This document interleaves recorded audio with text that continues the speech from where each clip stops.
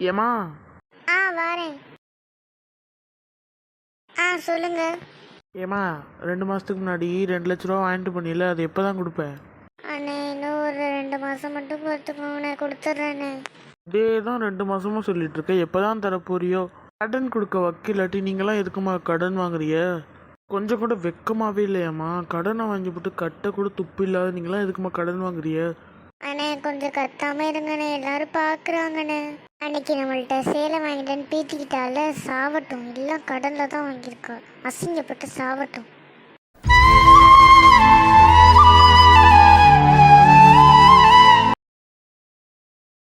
நீங்க ஒரு 2 லட்ச ரூபா கொடுங்க. எதுக்குடி உனக்கு 2 லட்ச ரூபா?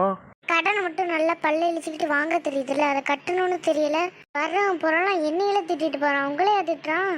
என்னடி ஓவரா எகுத்து பேசுற?